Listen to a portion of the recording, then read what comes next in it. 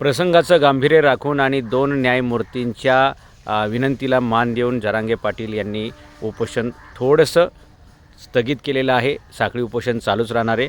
या मधल्या काळामध्ये लक्षात घ्या, दिवाळी येते आणि दिवाळीमध्ये सर्व 12 बलुतेदार 18 पगड जातीच्या लोकांचं ह्यावेळी कमाईचा दिवस असतो आणि या सर्व लोकांचं नुकसान होऊ नये म्हणूनसुद्धा हा निर्णय खूप चांगला विचारपूर्वक झालेला आहे.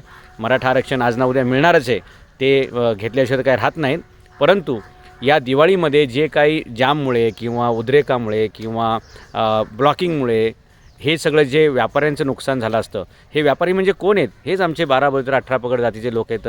कुंभार असतील, त्याच्यामध्ये कोणी लाईटी विकणारा असेल, कोणी कंदील विकणारा असेल, कोणी पंत्या विकणारा असेल, कोणी फटाकडे विकणारा असेल, कोणी कपडे विकणारा असेल. ह्या सर्व लोकांच्या व्यवसाय उद्योगालासुद्धा नुकसान पोचणार नाही असा निर्णय हा घेतलेला आहे. आणि त्याच्यामुळे या मराठा समाजाच्या ह्या युद्धामध्ये आता बाकीचे समाजसुद्धा, जसं मी पूर्वीच म्हटलं होतं की आपला कोणाशी वाद नाही आणि आपल्याला सर्वांना सोबत घेऊन हे काम करायचं आहे, त्या पद्धतीनं कालच्या निर्णयामुळे 2 गोष्टी घडलेल्या आपल्याला दिसत आहेत. एक म्हणजे की राजकारणी लोकांवरती जरांगे पाटलांनी अजिबात विश्वास ठेवत नाही आहेत आणि जरांगे पाटीलच नाही, मराठा समाजातील किंवा या देशातील कोणीही अभ्यासू माणूस, समजदार माणूस, ज्याला राजकारणातलं काय कळतं आहे किंवा राजकारणी लोक किती बदमाश आहेत, हरामखोर आहेत हे कळतं आहे, त्यांच्यावर कोणीही विश्वास ठेवू शकत नाही. अशा प्रकारची आज परिस्थिती आहे. त्याच्यामुळे त्यांच्यावर विश्वास ठेवलेला नाही त्यांनी, हे चांगली गोष्ट आहे. पण न्यायमूर्तींनी जो अभ्यासपूर्ण हे अभ्यासू लोक असतात यांच्या विनंतीला मान त्यांनी दिलेला आहे. याच्यातून जरांगे पाटलांनी हे पण सिद्ध केलेलं आहे की जर व्यक्ती अभ्यासू असेल, प्रामाणिक असेल आणि त्याची खरोखर काही करण्याची इच्छा असेल तर अशा लोकांच्या ज्येष्ठांना त्यांनी मान देऊन एक सुसंस्कृत मानाचंसुद्धा दर्शन घडवलेलं आहे. आणि त्याचवेळी या दिवाळीच्या तोंडावरती जे काय 12 बलुतेदार 18 पगड जातीच्या लोकांचं वर्षभराचं जे कमाईचा दिवस असतात, कमाईचे 15 दिवस असतात, त्यांचंही नुकसान होणे असासुद्धा एक छानपैकी निर्णय घेतलेला आहे. आणि त्याच्यामुळे खूप चांगला तो निर्णय झालेला आहे असं मला वाटतं. राहिला गोष्ट 24 डिसेंबर का 2 जानेवारी, काहीही हो, जरी उद्या सुप्रीम कोर्टाचा काही निर्णय आला आणि त्याच्यामुळे एकनाथ शिंदे घरी गेले आणि सरकार जरी गडगडलं तरी लक्षात घ्या, खांदे पालट होऊ देत, रथ मात्र तोच असणार आहे आणि तो रथ तसाच पुढे जाणार आहे.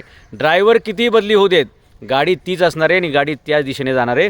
त्यामुळे सरकार गडगडलं, आम्हाला अपात्र ठरवलं तर आमची सुटका होईल असं जर कोणाच्या मनात असेल तर लक्षात घ्या, तुमची गाठ आता एका अनुभवी माणसाशी आहे. आणि जो कागदपत्र उशाला घेऊनच उपोषणाला बसतो आहे अशा माणसांशी तुमचा पंगा आहे. आणि लक्षात घ्या, मनोज जरांगे जिवंत असताना जेवढं डेंजर आहे, जर मनोज जरांगे पाटलांच्या जीवाला काय झालं ना तर याच्यापेक्षा 1000 पटीनं डेंजर, ही धोकादायक ही गोष्ट होईल. आणि म्हणून पुढाऱ्यांनो, तुम्ही फसवायचं डोक्यात आणू नका, काहीही षडयंत्र रचू नका आणि कोणत्याही प्रकारच्या उचापती करणं आता बंद करा. समाजामध्ये फूट पाडून आपल्याच पोळ्या भाजायचं हे राजकारण आता बंद करा. सगळ्याच समाजाच्या लोकांना हे लक्षात आलेलं आहे की हे राजकारणी लोक फक्त आपल्या कुटुंबाचं, फक्त आपल्या परिवाराचंच बघतात, यांना समाजाचं, देशाचं आणि इतरांचं काही पडलेलं नाही आहे.